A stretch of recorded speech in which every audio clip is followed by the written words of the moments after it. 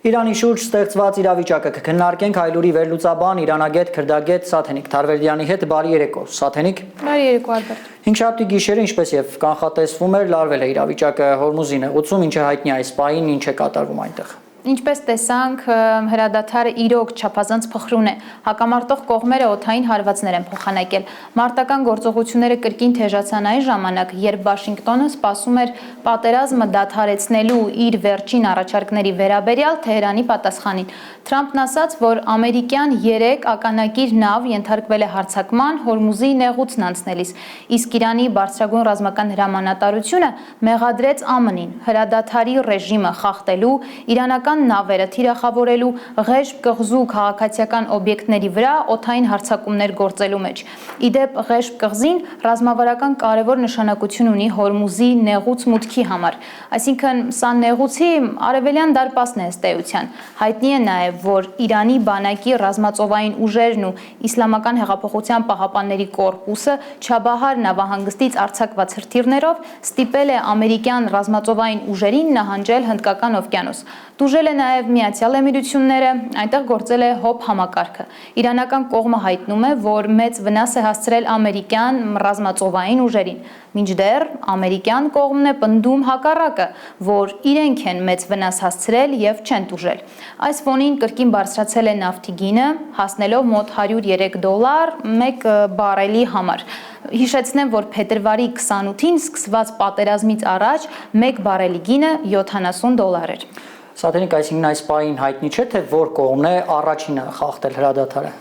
Այո, քանի որ յուրաքանչյուր կողմ մեղադրում է մյուսին։ Իրավիճակը հիմա այնպիսի փուլում է, որ կարծես պինգ-պոնգի կամ ռակետային այլ խաղի նման հակամարտող կողմերը իրար են փոխանցում գնդակը, իսկ սա նշանակում է, որ իրավիճակը ամեն րոպե կարող է դուրս գալ վերահսկողությունից։ Սաթենիկ, նախորդ անգամ դու Չինաստանի հնարավոր միջամտության մասին էիր խոսում, հաջորդ շաբաթ Թրամփի Պեկին հնարավոր այցի համատեքստում, ինչ ես կարծում, Պեկինը բավարար ջանքեր գործադրում է լարվածությունը թուլացնելու ուղղությամբ։ Ալբերտ, այս պահին տեղեկություններս բավարար չեն հարցիդ հստակ պատասխան տալու համար, բայց խոսում են, որ Չինաստանը կուլիսային դիվանագիտությամբ կարողացել է համոզել իրանցիներին համաձայնել հրադադարին։ Չինաստանում եւ Կանադայում գեոպոլիտիկ հայտնի մեկնաբան պրոֆեսոր Ջանգը վերջերս տված իր հարցազրույցում ասել էր, որ Չինաստանը չի սիրում խառնվել այլ երկրների քաղաքականությանը եւ իրեն բնորոշ այդ մոտեցումը մի կողմ դնելով ազդել է Իսլամական հեղափոխության պահապանների կորպուսի վրա համաձայնել հրադադարին։ Նա հայտնել է, որ իրանական կողմը շատ է փորձել համաձայնության հասնել ամերիկացիների հետ, սակայն երբ Ջեդի Վենսը մեկնել է Պակիստան բանակցությունների, ներկայացրել է իրանցիների համար ծանր վերջնագիր, եւ դրանից հետո իրանցիները հույսը կորցրել են բանակցություններից։ Սաթենիկ, Axios-ը գրեց, որ 3 Քաթարի վարչապետն է հանդիպել Ջեյդի Վենսի հետ Վաշինգտոնում, նրանք քննարկել են Միացյալ Նահանգներ Իրան պատերազմում միջնորդական ջանքեր։ Արդյոք Քաթարն էլ է ուզում պաշտոնապես միջնորդական առաքելություն ստանձնել։ Ալբերտ, կարող ենք միայն ենթադրել, որ եթե այդ մասին